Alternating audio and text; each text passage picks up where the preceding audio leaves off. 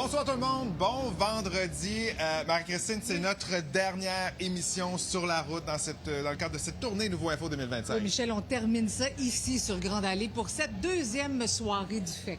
En spectacle, Simple Plan et Avril Lavigne sur la grande scène belle ce soir sur les plaines, ça promet bien sûr. Oui, et pendant que vous voyez les festivaliers arriver sur les plaines, dites-vous que plusieurs d'entre eux cachent probablement, Michel, une petite frustration parce qu'ils sont privés de transport en commun. La grève du RTC qui a été déclenchée à minuit. On va en parler avec notre collègue Jean-Simon. Jean-Simon, qui est dans la foule. Dis-moi comment ça se passe sur les routes dans la région de Québec? Ben, écoute, c'est pas mal pire qu'un vendredi après-midi standard quand on regarde sur Québec 511. C'est rouge à grandeur, Marie-Christine et Michel. C'est vraiment compliqué de se rendre. Et comble de malheur, ça va pas s'améliorer malheureusement. J'ai pas de très bonnes nouvelles pour vous là, parce que dès lundi, il va y avoir également des travaux sur une conduite d'aqueduc en Basse-Ville qui vont bloquer un des stationnements les plus prisés des festivaliers. Donc ça va pas très bien. Côté négociation entre le RTC et les syndiqués de l'entretien, c'est au point mort présentement.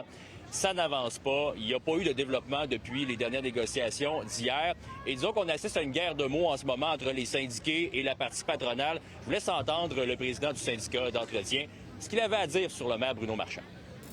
Pour nous, c'est clair, c'est une négociation de mauvaise foi actuellement. C'est pas de la négo, là, ce qu'on vit actuellement. C'est de la dictature. Jean-Simon, comment le maire réagit là, à ceux qui l'accusent d'être un dictateur? Ben, tu peux t'imaginer qu'il n'a pas pris le mot de façon très, très calme, naturellement. Mais il a quand même assumé ses décisions parce que le maire Marchand a été clair dans la dernière semaine. Maud Mercier-Larouche également, celle qui est à la tête du RTC, qui ont dit essentiellement, on veut que ça arrête là, de prendre les festivaliers en otage à chaque année. C'était arrivé avec les chauffeurs d'autobus en 2023. Donc, on est prêt à boire le calice jusqu'à la lie et à accepter cette grève-là, quitte à frustrer beaucoup de festivaliers. Donc, voici la réponse du maire Marchand à cette accusation de dictature de sa part.